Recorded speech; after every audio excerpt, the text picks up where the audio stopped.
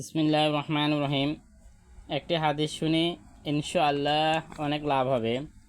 হুজুর সাল্লাল্লাহু আলাইহি ওয়াসাল্লাম এরশাদ ফরমাইয়েছেন, নামাজ ছাড়িয়ে দেওয়া মানুষকে কুফরের সহিত মিলাইয়া দেয়।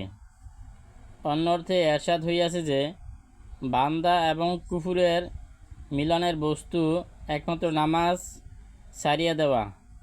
আরেক হাদিসে এরশাদ হইয়াছে, ঈমান ও কুফরের মাধ্যমে পার্থক্য হইল নামাজ ত্যাগ করা। এইরূপ বর্ণনা আরও কতিপয় হাদিসে আসিয়াছে। এক হাদিসে বর্ণিত হইয়াছে, আকাশ মেঘাচ্ছন্ন থাকিলে জলদি নামাজ পড়িয়া লও, কেননা নামাজ ত্যাগ করিলে মানুষ কাফের হইয়া যায়। অর্থ এমন যেন না হয় যে মেঘের কারণে নামাজের রক্তর খবর হইল না, বরং নামাজ কাজা হইয়া গেলে উহাকে নামাজ ত্যাগ করা বলিয়াছেন। কত বড় কঠিন কথা যে আল্লাহর নবী নামাজ ত্যাগকারীর উপর কুফরের হুকুম লাগাইয়াছেন। যদিও উলামায়ে কেরাম এই হাদিসে নামাজ ত্যাগ করার অর্থ নামাজকে অস্বীকার করা বোঝানো হইয়াছে। কতিপয় হুজুর সাল্লাল্লাহু আলাইহি ওয়াসাল্লাম হাদিসে মর্ম গুরুত্ব অপরিসীম, যে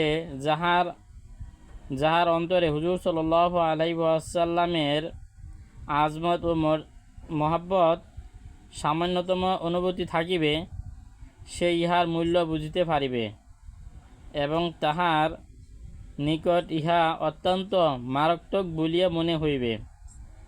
ইহা ছাড়াও বড় বড় সাহাবাই কেরাম যেমন হযরত ওমর রাদিয়াল্লাহু তাআলা আনহু, হযরত আব্দুল্লাহ ইবনে মাসউদ রাদিয়াল্লাহু তাআলা আনহু, হযরত আব্দুল্লাহ ইবনে আব্বাস রাদিয়াল্লাহু তাআলা আনহুম প্রমুখ এই যে বিনা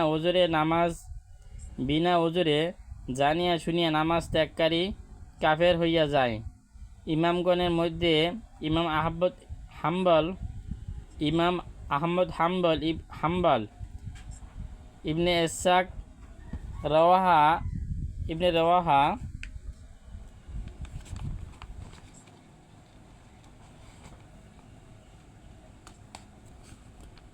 হযরত মুআয রাদিয়াল্লাহু তাআলা আনহু বলেন, হুজুর সাল্লাল্লাহু আলাইহি ওয়াসাল্লাম